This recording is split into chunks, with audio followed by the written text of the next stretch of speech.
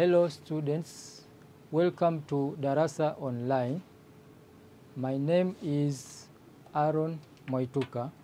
I'm a commerce teacher. I'm welcoming you to the second part of this topic.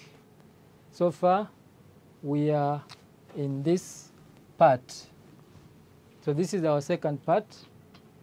It's about consumer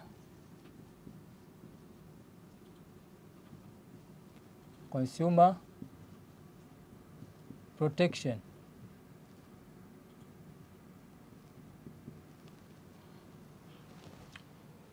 If you remember, I introduced it in the previous lesson.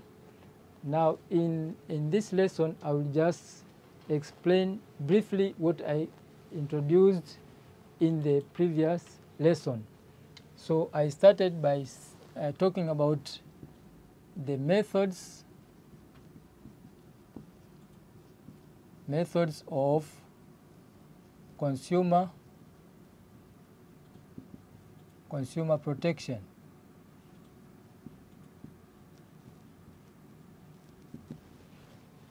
I said that under these methods, there are various entities which are responsible for consumer protection.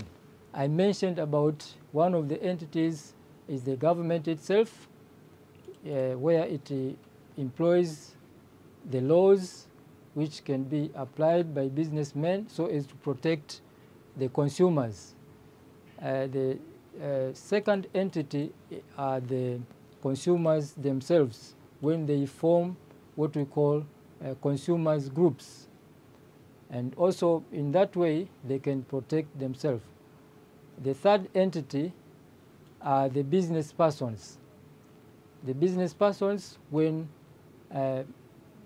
we refer to the traders and also the manufacturers, these are the ones who can remind their members in that group that they should not exploit the consumers.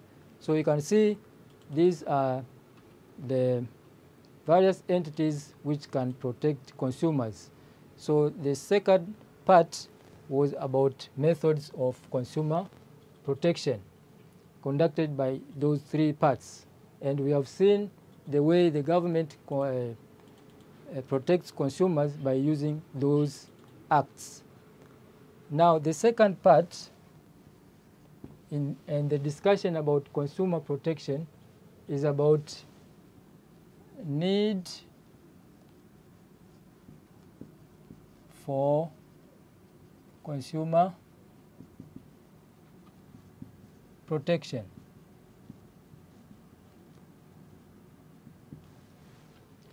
Need for consumer protection. In this part, we are going to see various areas where consumers need to be protected. So I'm going to mention various areas where consumers need to be protected. One is improper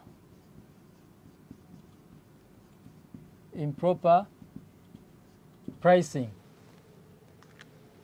As we all know that businessmen or traders, they use their opportunities to exploit the consumers.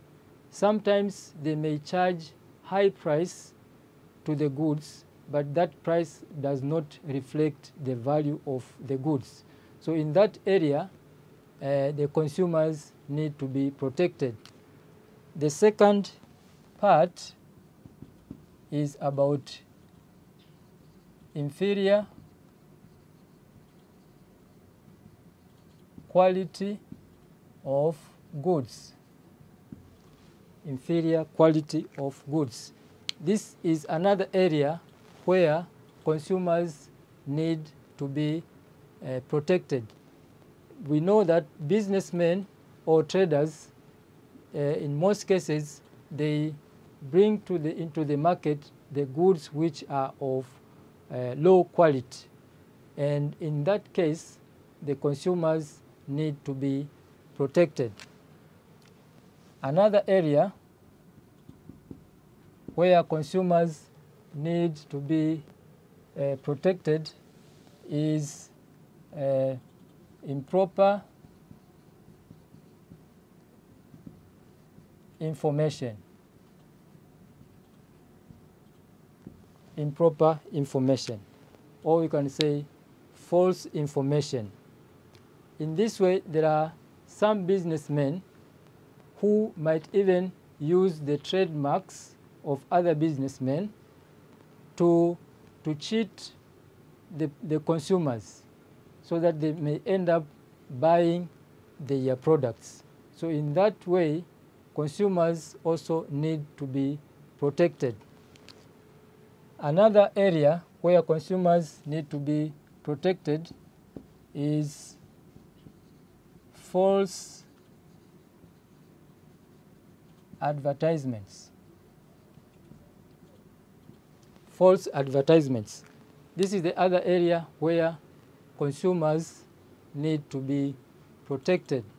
In this way, there are those businessmen who may give the advertisements showing that their products are of high quality. But when one goes to the actual buying in the market, he or she may find that the products are not of the quality which was advertised before. So in that way, the consumers need to be protected. Another area is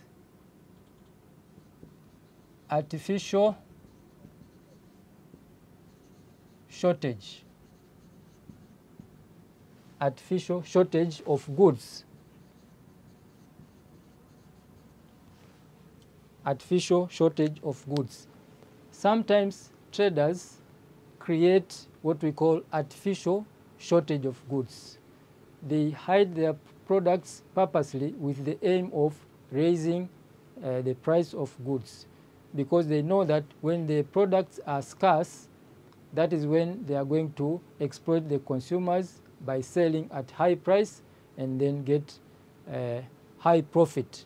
So in that area also, consumers need to be protected.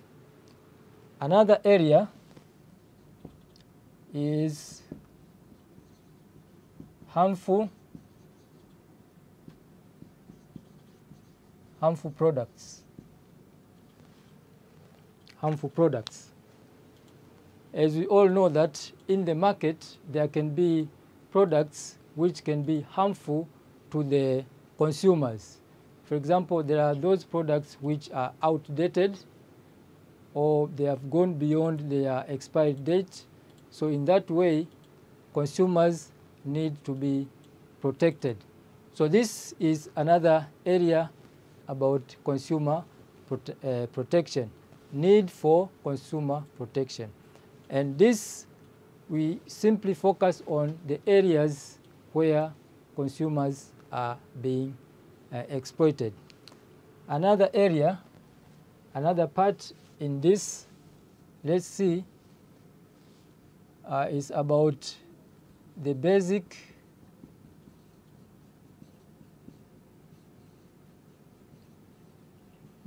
consumer rights. Basic consumer rights. The basic consumer rights. Now let us see what are the rights of consumers in the market when they are there or ready to purchase the products. They must have their rights before purchasing the products or even during purchasing the products. So I'm going to explain some of the rights. Number one, right to safety. Right to safety.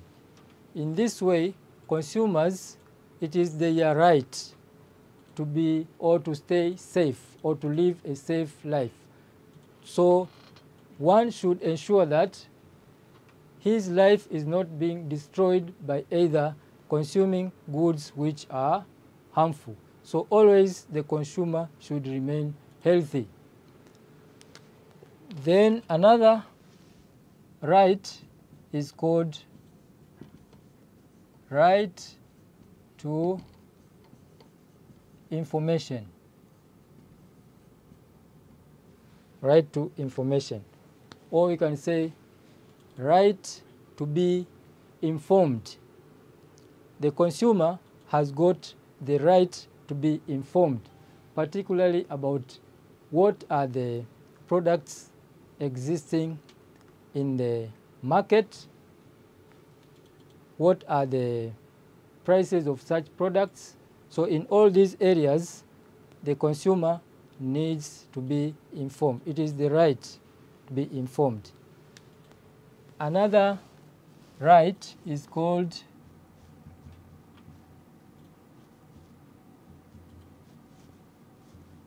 right to the satisfaction of basic needs. Also, the consumer has got the right to get the basic needs. And the basic needs we all know are food, clothes, and shelter. Then another right is called right to access the variety of goods. Right to access the variety of goods. In this right, the consumer has got the right to get plenty of products in such a way that he or she may be able to exercise the choice. And the other right is called right to be heard. Right to be heard means right to be listened to.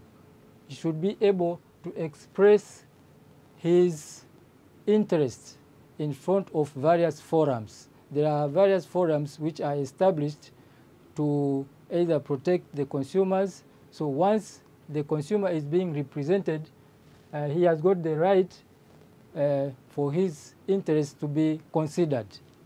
So these are the rights of the basic rights of consumers. And these are very important because the consumer needs to understand them before buying the products or even during the process of buying the product.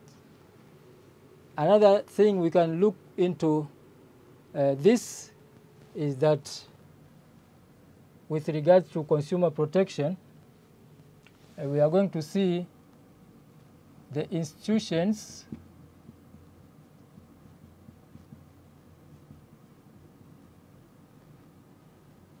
which are established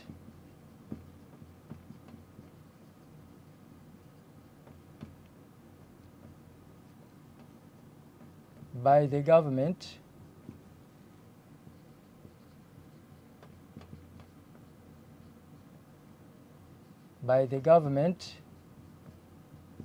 to protect the consumers.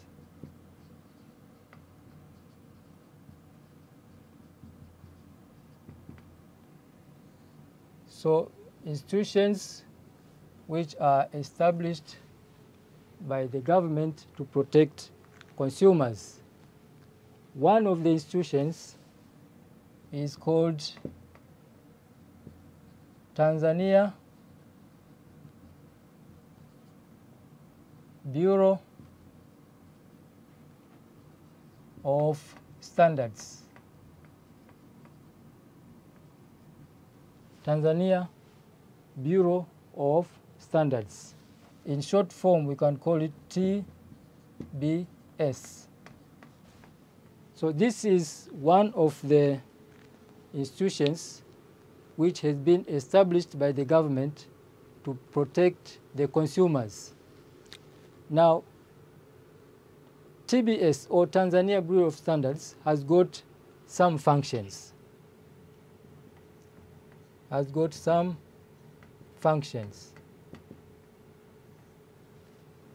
Some functions. One of the functions is to ensure high quality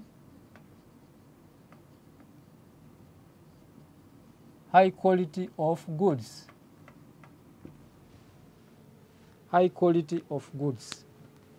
So it is the responsibility of the Tanzania Bureau of Standards to ensure that goods which are produced in the country, or even goods which are imported from outside, are of high quality. Another thing, or another function, is to maintain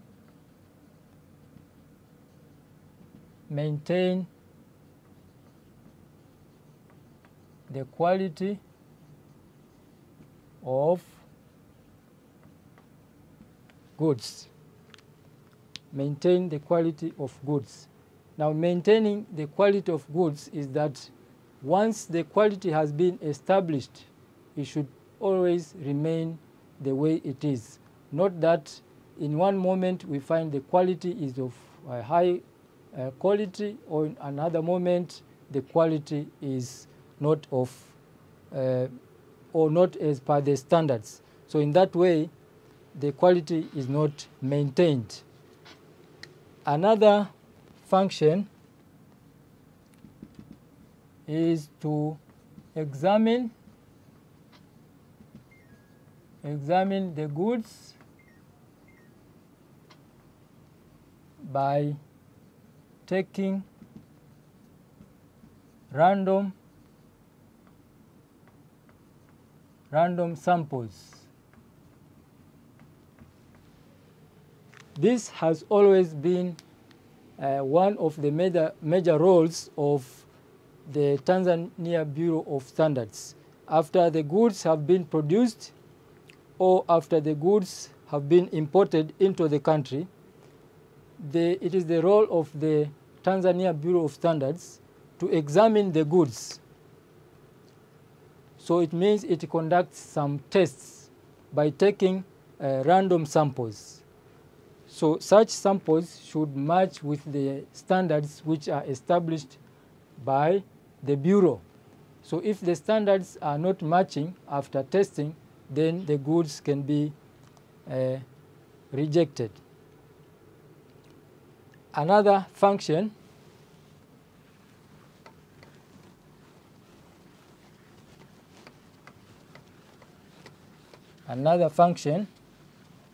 of the Bureau of Standards is to take actions. To take actions against manufacturers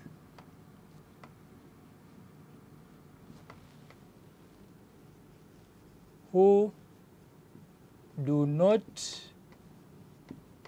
produce goods according to the required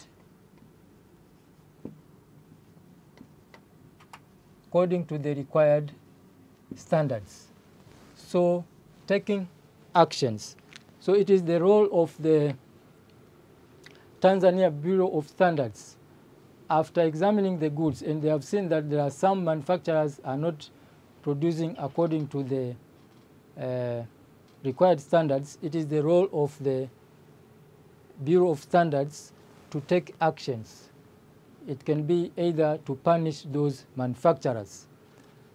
And the last function is to protect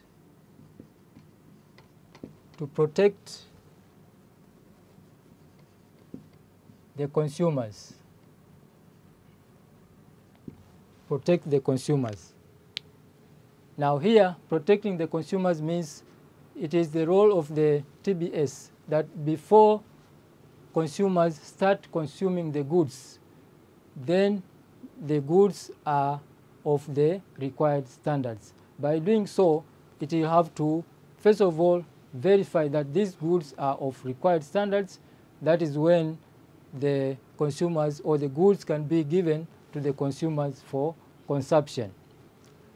So that is all about the Tanzania Bureau of Standards as one of the institutions which is established by the government to protect the consumers. We have other two institutions which I will just mention briefly. The other institution is called Price Control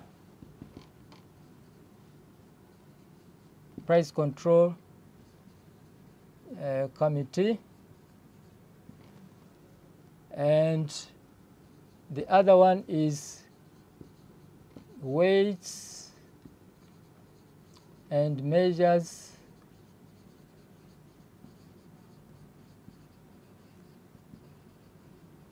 Department. So as you can see, these also are some of the institutions which are established by the government to protect the consumers. This one is responsible in terms of price. This one is responsible in terms of making sure that the instruments which are used to weigh and measure the goods are of the required standards. Then after that, we have concluded the part of consumer protection. We come to the next part, which is about merits of government involvement in trade. Number 6, merits of government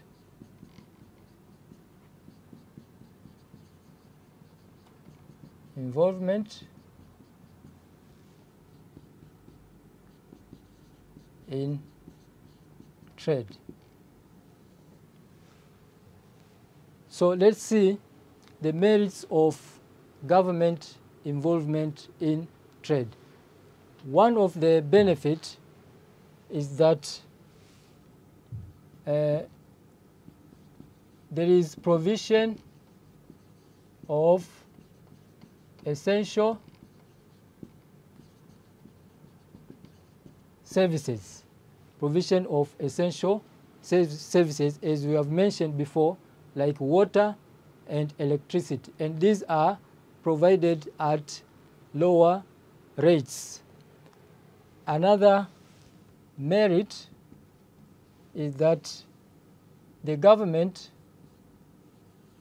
protects, or there is what we call protection of consumers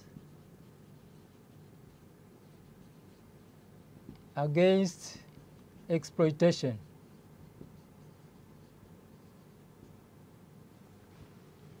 Protection of consumers against exploitation. So when the government is there, it uses some various methods, as we have seen before. Such methods will help to protect consumers against exploitation from the traders. Another advantage or merit, controlling of monopolies. Controlling of monopolies. Now, when the government engages in trading activities, it means it minimizes the chances of the development of monopolies. A monopoly is a situation where there is a single seller in the market. When there is a single seller in the market, the problem is he is the controller of the market. Therefore, he may end up charging high price to the consumers.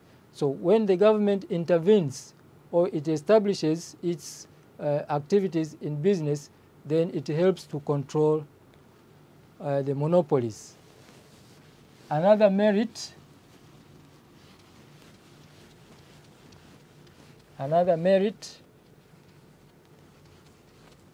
of government involvement is the creation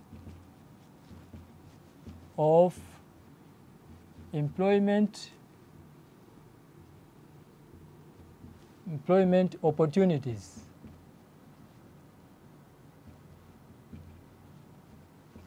Creation of employment opportunities. Now, in this part, the issue is that the government uses some fiscal policies to bring about the economic development, particularly creation of employment. When the government reduces taxation to the producers, production activities will take place, and also in that way employment levels will increase. On the other side, government expenditures, where we said when the government spends some money in the economy through establishing of the schools, hospitals, and construction of roads, in that way some employment opportunities are created. Then another advantage is redistribution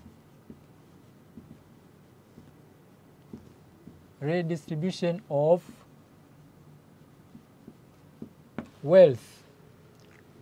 The government, when engages in business, there is an advantage that it may go to those opportunities which have got high returns. For example, in the area of mining.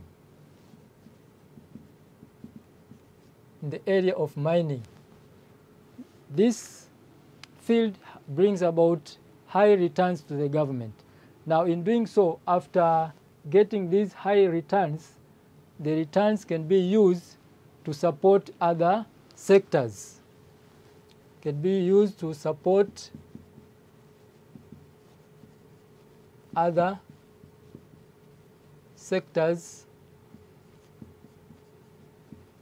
of the country. So this is how the government can redistribute the wealth of a nation. So these are some of the merits of government involvement in trade. Now let's go to the demerits.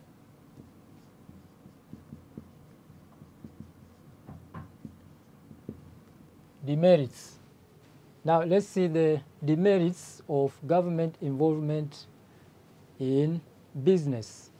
Number one, private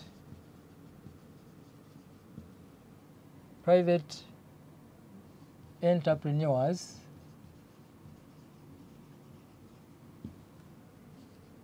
are denied the opportunity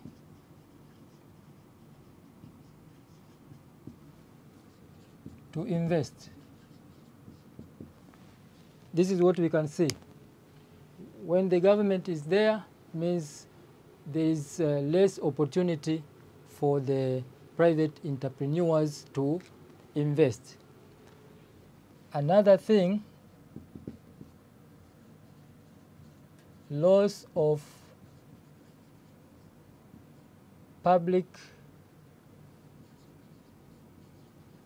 enterprises is shared by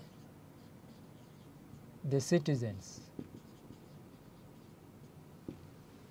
So loss, it means when the public enterprises make some losses, that burden is going to be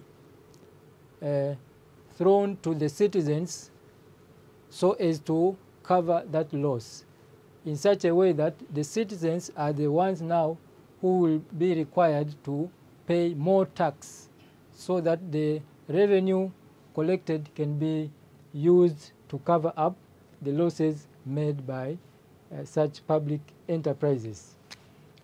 Number 3, there is limited choice. Limited choice.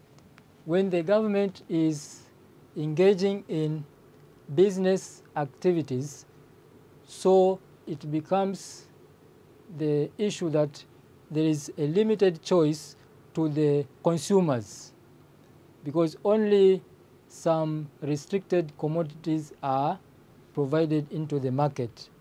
So unlike when the situation whereby both the government and private institutions are allowed to compete into the market. So in this way, it will cause some cases of limited choices to the consumers. Another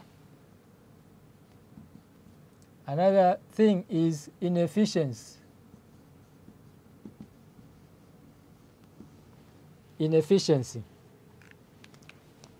The government establishes some institutions which run the business activities, or mostly we can call them the public corporations. Now, in most cases, you may find that these institutions may be inefficient. Why? Because they lack competition in the market, and in that case, they become inefficient, and as a result, they may produce the products which are not of good quality. Then the last one is that the government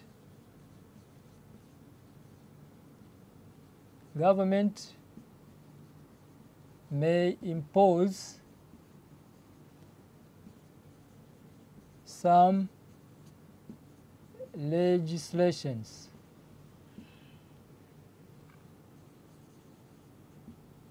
which may impose some legislations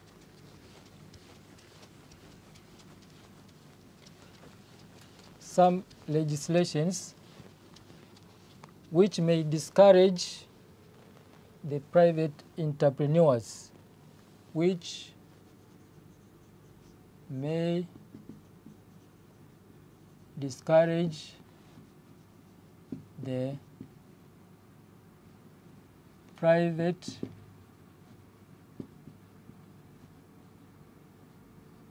entrepreneurs.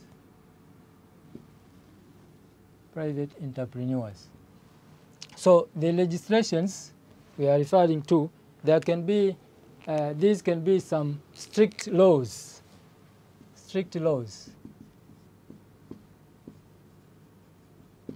Now these strict laws can make the situation difficult to the private investors or entrepreneurs. Now in that way, they can be out of the business. Now, we have come to the end of this explanation of the demerits of government involvement in business.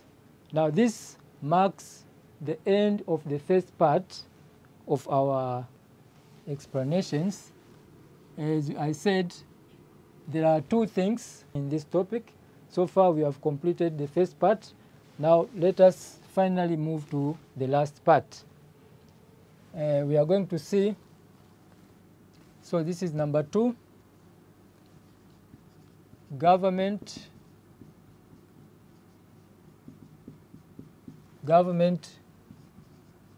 control over the private sector. government control over the private sector. Now in this we are going to see some steps which are taken by the government in order to establish what we call the code of ethics in business. One of these is called consumer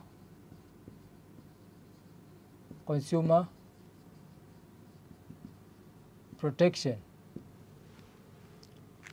By doing consumer protection, this is one area where the private sector can be controlled by the government, because as we have seen in consumer protection, the government establishes some laws which are in favor of the consumers.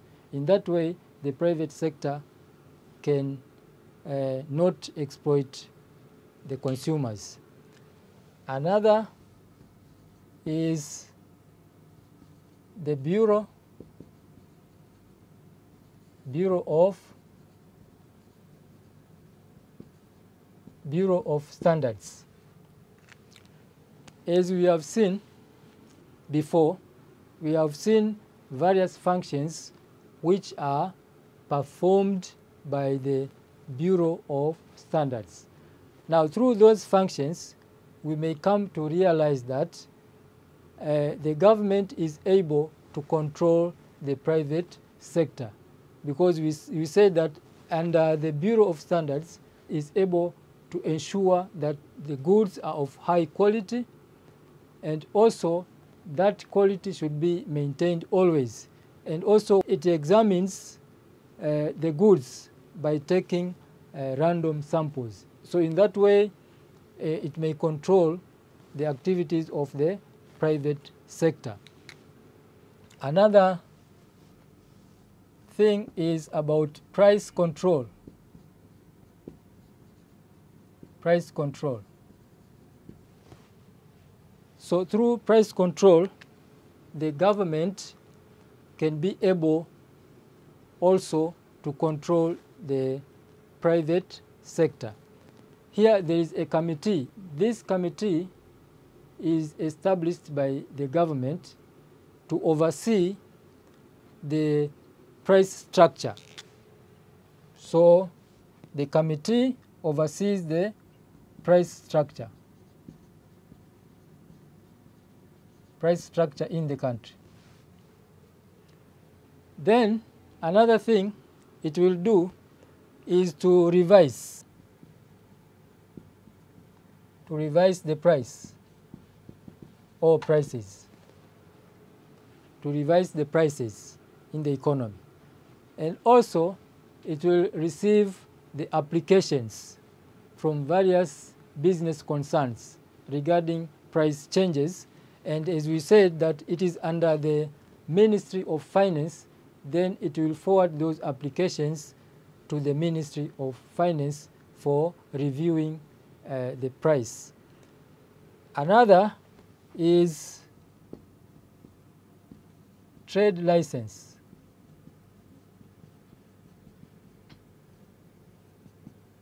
Trade license. Through trade license, the government is able to control the private sector, because under this case, only those who deserve to take part in trading activities are the ones who can be given the license or trade license. Another thing is exchange control.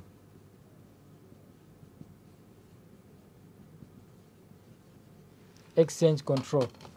Through this method, the government restricts the outflow of foreign currency. In this way, the particular concern is restricting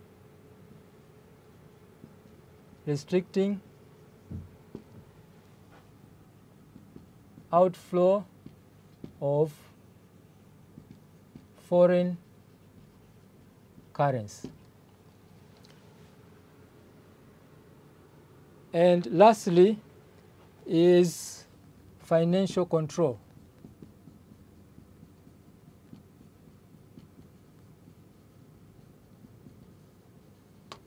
Financial control. Here, under this situation, this is where the government mostly controls the money supply in the economy. So by doing so, it may decide either to limit the giving of credit to commercial banks or even to businessmen.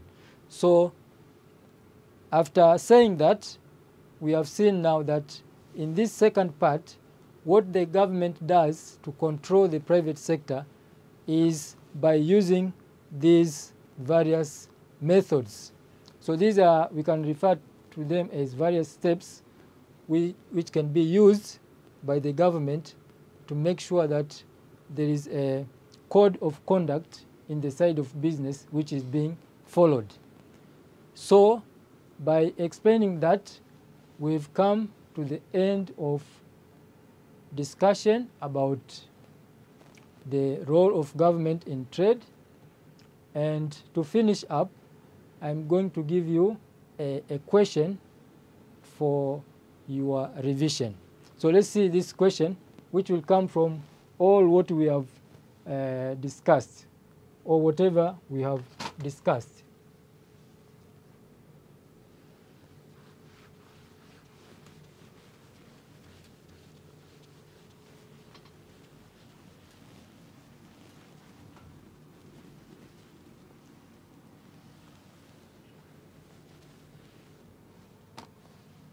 So this is the question.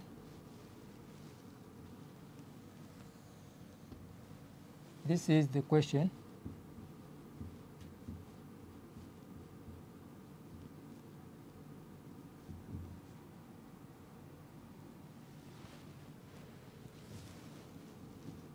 Mr.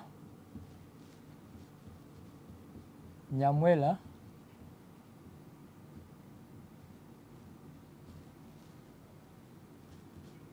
is a consumer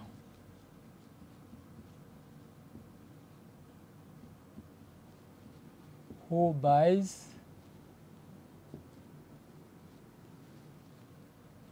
goods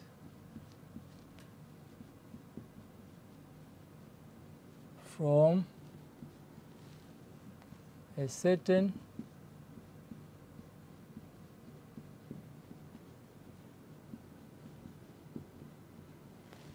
retail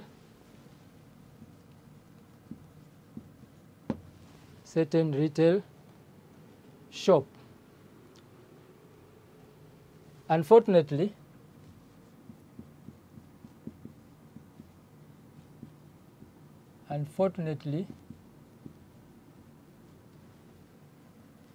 he does not know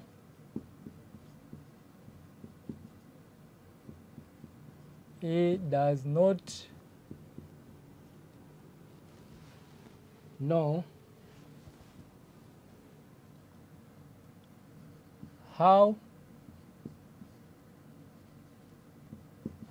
to protect himself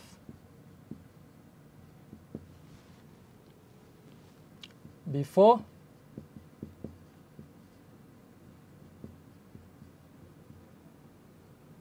and when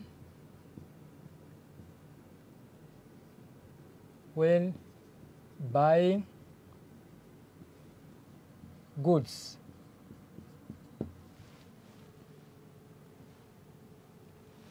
Now the question is, as an expert,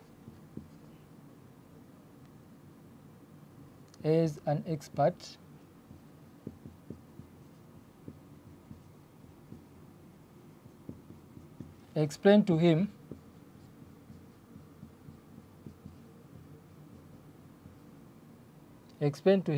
how he can protect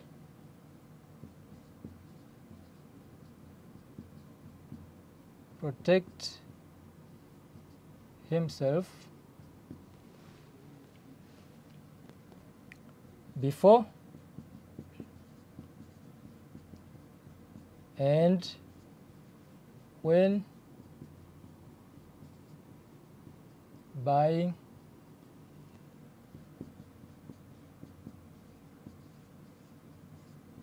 the goods. So this is the question. I'm reading. Mr. Nyamwela is a consumer who buys goods from a certain retail shop. Unfortunately, he does not know how to protect himself before and when buying goods. As an expert, explain to him how he can protect himself before and when buying the goods. So this is the question which one needs to take consideration. Now, how can we answer this question? The only way to answer this question, you have seen the requirement of the question. Basically, you may identify that there is the key word protect. So that is the key word which can help you to identify the requirement of a question. This person does not know as a consumer. So because we all know that this person is a consumer, the person does not know how to protect himself. So it is obviously this question is about consumer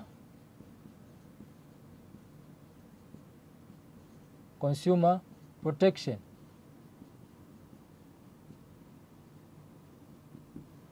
Consumer protection. And what is required there under consumer protection, we've discussed some various headings, but the headings which will match to this part is all about the need for consumer protection. I said we have to, under the need of consumer protection, we have to identify various areas where consumers are being exploited. So this person needed to identify, or the requirement was to identify those areas where the consumer is being exploited and to work on those areas. For example, so how I'm going about how to answer is I identified that these are the keywords in the question. We have, the issue is he doesn't know how to protect himself as a consumer. So it's all about consumer protection. So how now he can protect himself? Number one, by gathering information.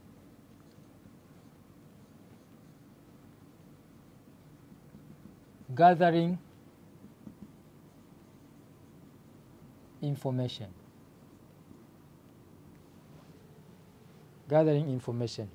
Remember, from our explanations, we said that one of the needs of the consumer to be protected is that there is false information or wrong information in the market. So if one goes to the market without having enough information, that can mislead him and he or she may end up being exploited in the market or in a place where he or she goes to buy. So this is one area where was identified. So this man was required to gather a lot of information. Another thing, to ask for various documents. This is one of the things which the consumer can protect himself. We have various documents which are used in business transactions. So let us see what are those documents which can be asked by the consumer.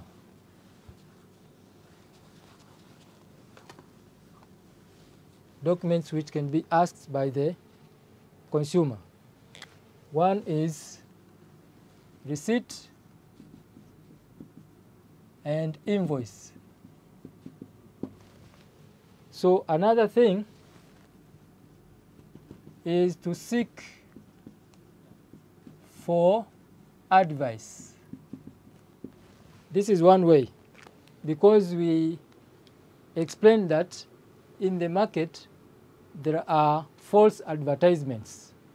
Now, before going to the market, one was supposed to look for advice for those products which were advertised. Another thing is to use consumer groups. Use consumer groups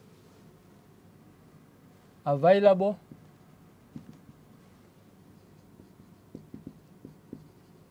in the market.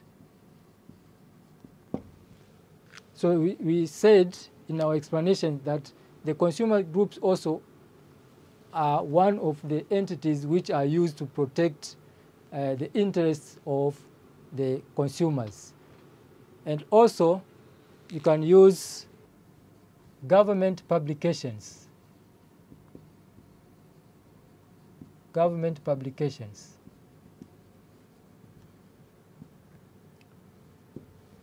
Government publications. In the market, we said there are cases of artificial shortage. Artificial shortage of goods.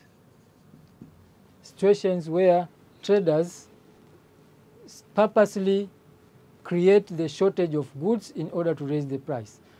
Now, in this case, what one needs to know is to go by government publication. Sometimes the government may publish the information, various informations about prices of the goods. Because if there is artificial shortage, it is obvious that those traders will be selling at the price which is not normal. But if one has gone through the government publications where various prices are being published, he can be able to understand or can be able to protect himself against the situation of rise in price. So far we have come to the end of our explanation or our revision of this topic. Thank you for your cooperation.